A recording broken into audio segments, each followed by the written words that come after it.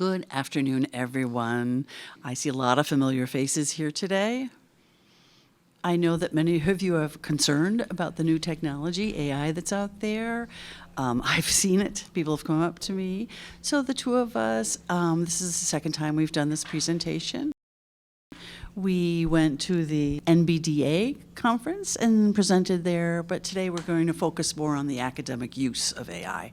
And we'll try to get this all in. Usually it's a 2-hour presentation, but we're 2 or 3 hours, but we only have an hour. So this is an opportunity to learn how to use AI in academics, in your teaching, for the students, for faculty, how to just navigate this new technology. So we just want to warn all of you.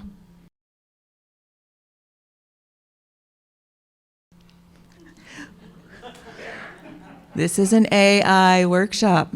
We cannot confirm or deny that this presentation was generated by AI.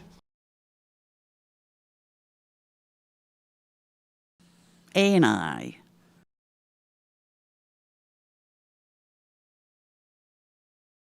What do those stand for? Historically, most intelligence has been created by, or most creations are by humans. Humans have intelligence. Physically, we are not strong.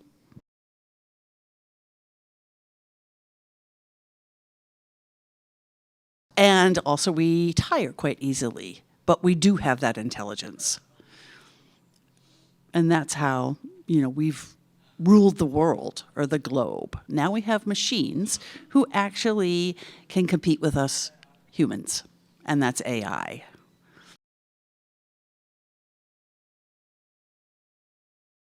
Machines can learn like a human. They have brains. The machines themselves do the learning, and they can also interpret, make decisions. So what separates us from all the other animals on Earth is this ability to reason. And now we have machines that can mimic that. First, if we think computer-fed information, for example, nowadays I want to order some pizza. So I tell my computer, I put in all the information. Now the computer can predict what the next word can be if I type in the word I. It has the ability to reason now. They can figure out what's right and what's wrong. Machine learning can now reason.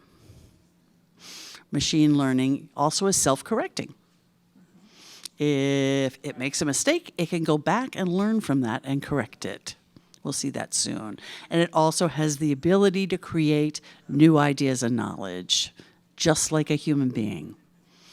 You see, all of us in this building, all this new technology is here. It's been done by humans, and now machines are starting to do the same as we can do. I would like to emphasize that machines are mimicking the human process of all 4 of these aspects. We can learn new information, we can reason, we can adjust ourselves, make corrections, learn from previous mistakes. So machines are mimicking the human ability to accomplish those practices. So how many of you have heard of ChatGPT? Hands, please. Bing Chat, Bard, and Claude. So what are they? Actually, they are LLMs, which means large language models. They're models with various different applications.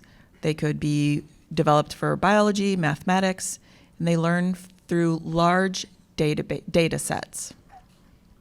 Without those data sets, those systems would be useless.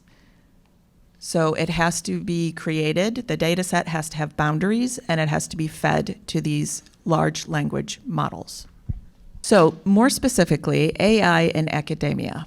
We're going to show you how to apply AI in 4 different ways. You can use it to create course materials and assignments. If you wanted to create supplemental resources for students or additional examples for students to use to practice.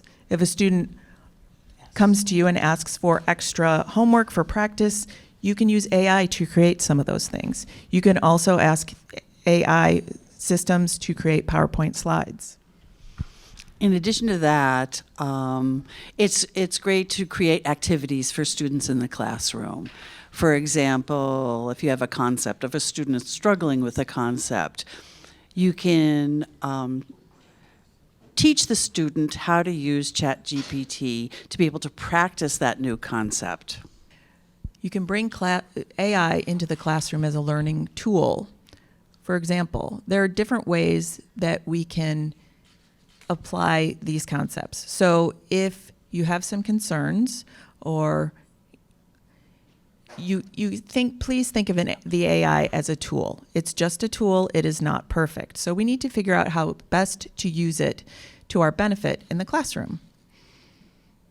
You can tailor specific learning supports or experiences for students.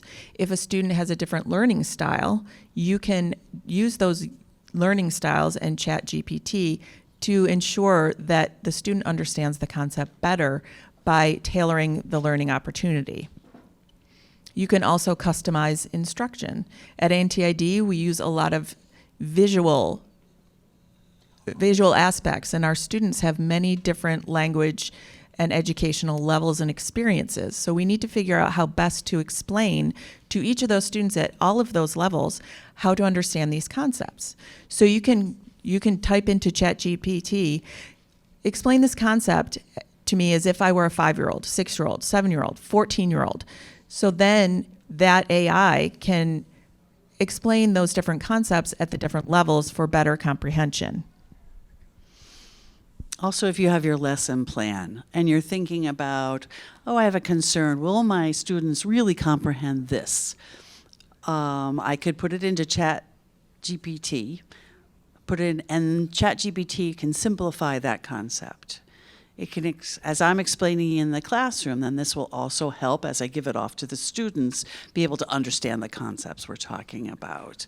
So that's a way that faculty and staff can benefit from these machine learning AI.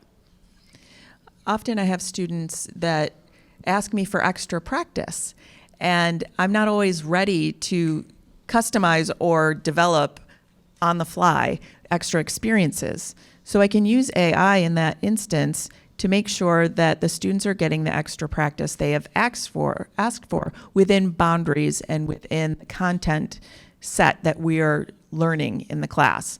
Maybe the student hasn't learned this concept yet, so I can tailor it down to where they are in the coursework.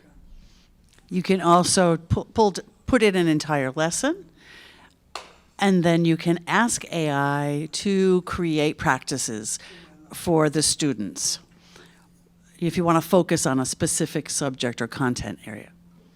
The faculty here, who are new faculty here? We were new at one point. We had to learn how to develop courses. I'm telling you, that is a hard task, how to learn how to create a curriculum. With AI now, an hour's work now can become 15 minutes. A week's worth of work can happen in a day. It is so efficient. So you can create course outlines. For example, I'm teaching spreadsheets. So I tell the AI, I would like to do a 15-week course on spreadsheets. These are my topics that I want to include. And it can make a full syllabus and give it to me. It's really nice. I would like to add to what Bakar just said.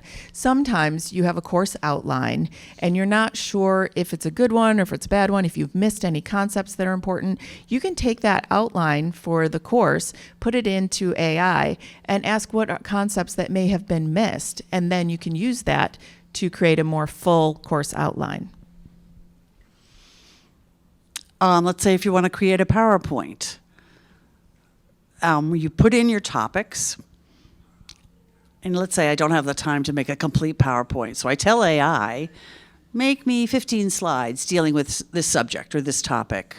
I can say exactly what I want in this, and it will automatically make this PowerPoint slide presentation for me. If you want to generate quizzes, practice quizzes, we spend a lot of time doing that. And what a benefit having AI is.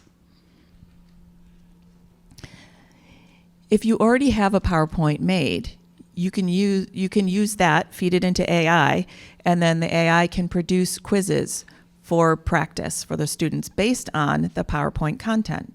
Once in a while, if you get overconfident with it, you want to make sure that it's not including concepts that you haven't covered yet in class. So you have to, of course, quality assurance, check it over to make sure it's not including concepts you haven't included in the class yet, and make sure it's appropriate for them.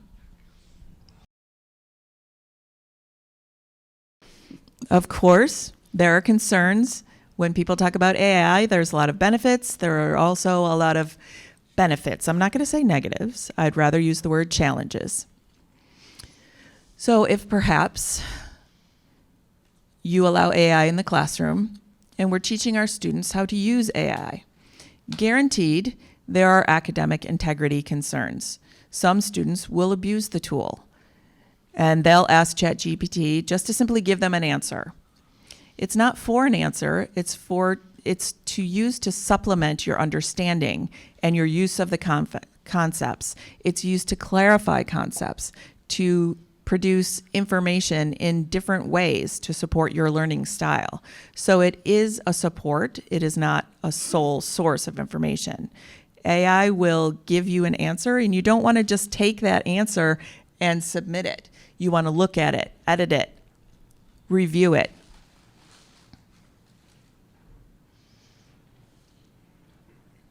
If perhaps we use AI and we have, of course, we're always thinking about academic integrity, and we use AI to do something for us, you want to make sure that you cite that as a resource, just as you would cite any other materials that you use to write a paper. AI is a huge data set that covers information from all over the world. So sometimes we might ask for an answer from AI, and we want to know where that answer is from. You want to give that person or that system credit. Often AI will tell you where the information was obtained. Sometimes it won't. So you want to make sure that you source the AI properly as a resource, as you would, as I said, as any other resource that you use. Just to add to that, sometimes AI will give you false information or a false reference. So you just have to be very careful in looking at the citing of the resources. So make sure that you read carefully what you found. Don't just simply copy and paste. When you're talking about false results, sometimes people are very overconfident in AI. The answer that AI spits out isn't necessarily correct. You have to have some knowledge, and you have to use AI intelligently to make sure you know how to filter out false information.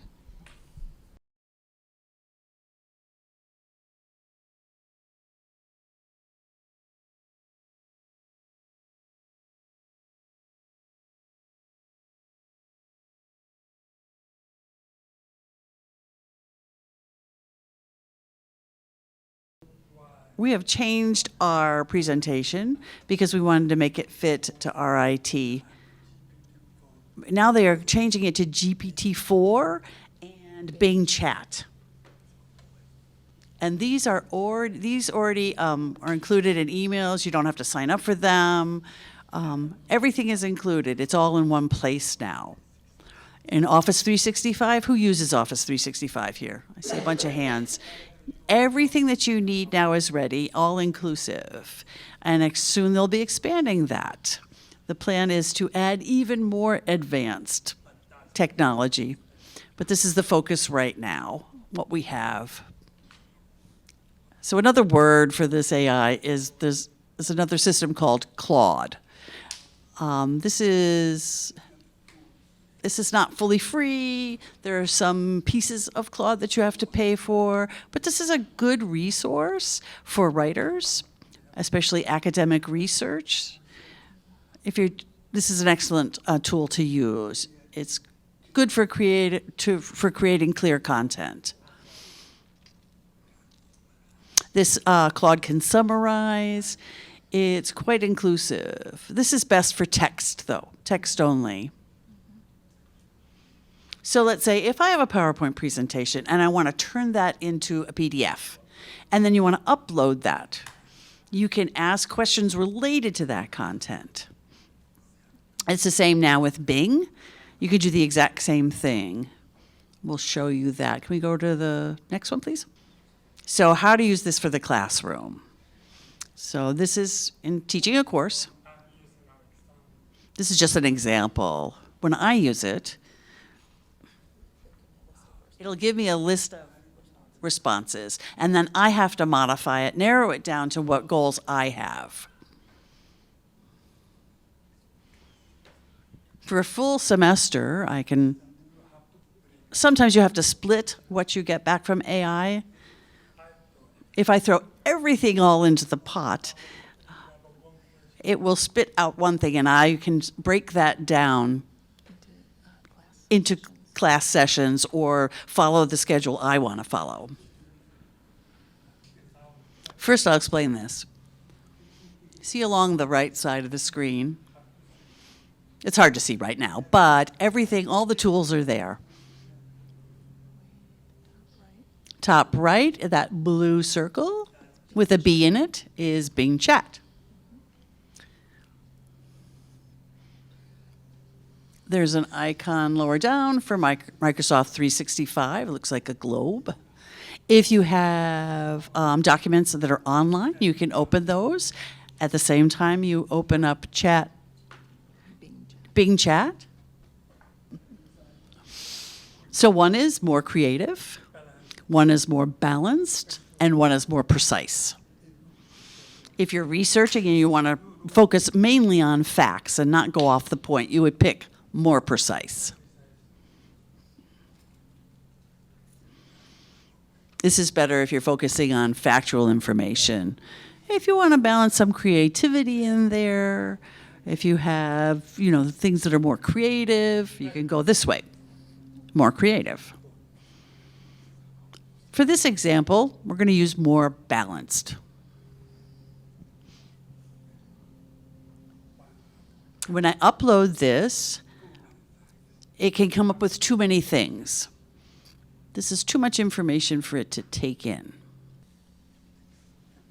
As you can see, it's processing, and it will include everything, formulas. It will include things that I don't teach. So I have to formulate this to what I want to teach. But I can start with this. I'm learning how to modify my prompts to get the kind of data that I want or the answer that I want. My goal is, once a week. I actually don't tell it the amount of time. I don't say it's college. I don't say it's high school. Now I'm going to be more specific. I want a week's worth of planning or 2 weeks worth of planning. So now I've cleared up my request, and this is what will happen. I first have to tell it to create. So I added the steps I wanted.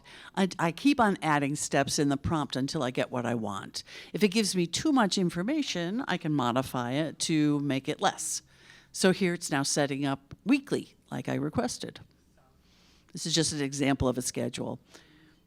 I use this for, like, if I want to create some new practice problems for my students.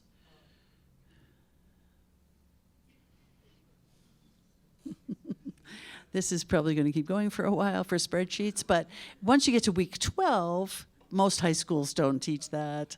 Some might, but I can tell it to eliminate that particular week. And again, I can modify it to what I want. But it's still the machine learning.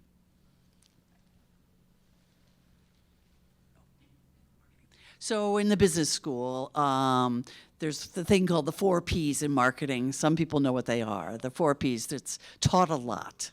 The 4 Ps, it's the same process. So I'm asking, again, the machine to create. I actually included it to include real world examples. Bing has access to current internet. ChatGPT has information from 2021. So if you want the latest information, we go to Bing. Plus, you can use the advanced GPT chat. Version 4. So I am now able to make a course outline in a minute. And also, you can add illustrations or pictures to this as well. This is just an example of how to use this. And as a professor, there's a lot of concerns, again, if my students are using all these AIs to actually know, to get the answers. Who and before started with computers in the 90s? Oh, before computers. Who went to college before computers? There's a few hands up there. Back when there were no computers. You know, how do people actually work in college? They used paper. And they had the same concerns back then when computers came out or when typewriters started to be used. It's the same concerns. This is a tool, as we said before. It's a tool that will help you as a professor and the students be able to learn and us professors be able to teach. I'm using this to create my presentations about biology, let's say. If I don't know anything about biology, but I need to make a presentation or take a test that I'm not sure, I couldn't possibly take a test on biology because I don't know anything about biology. So the student can only use this if they understand the content in the first place. I really wanted to emphasize that. Of course, this is from a computer course. I use AI to develop computer materials. I am currently using it to develop my content materials. So this is one example of how you can use AI in a computer science course. The most important part of this that we've noticed is it will give you different examples, but it's very, very broad. So if you want specific information, again, it's a tool, you need to use it expertly. If you want specific content, you have to ask specific questions and then give it a response if they're wrong or if they're right. I would like to show how you can develop quizzes using AI. What I do is I develop a PowerPoint to teach the concepts that I want students to learn. But then those PowerPoints have pictures and everything, and I want a quiz based on the PowerPoint. So this is asking for a file. So you go up to File and Export. So I'm going to create a handout, if you will, and it's text only.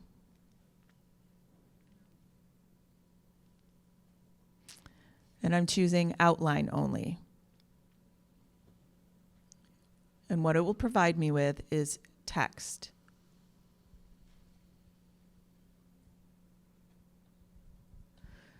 So this is all text into a file.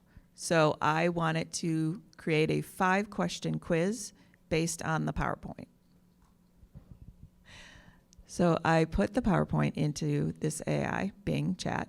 Of course, sometimes it is just wrong. Sometimes it goes too far and you need to adjust it. So you can't just take what they give you without reviewing it. If there's no captions, you can ask to summarize the video. For researchers, you have a PDF with your research. You open that up. You can ask to find what is this paper about. You can ask it to analyze that paper. The same with YouTube. And you don't have to leave the program you're in. Everything is right there, side by side on the screen. That's with using Microsoft 365. If you have Office 365, this AI is on the same screen.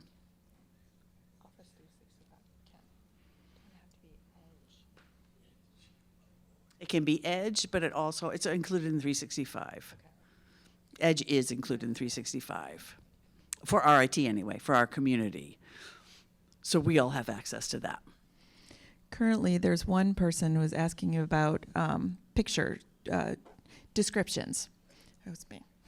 One of the interpreters asked about alt text for picture descriptions for screen readers.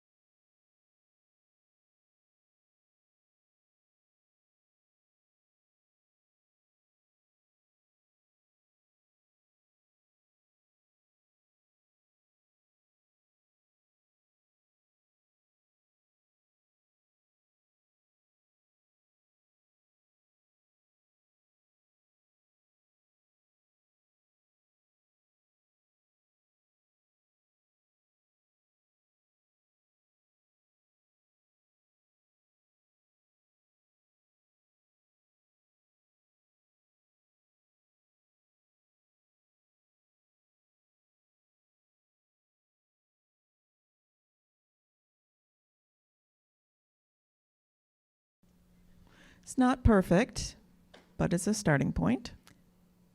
We went to NBDA and talked about accessibility, and now we're talking about how to use it in education. My students are learning all the different topics and aspects of HR. So they need to develop a job description of a job analyst. So I had the students create the job description using this. So there was a student that did this that had a lot of experience with AI. If our students understand this, then they will be successful in their jobs.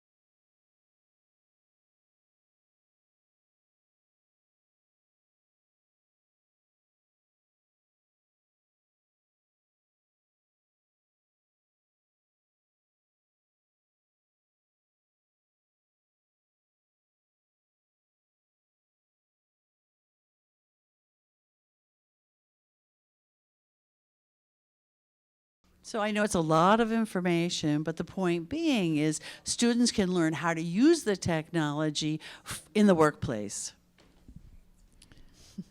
This is a perfect scenario in which AI is not perfect. It's still going, and it's not exactly what we needed.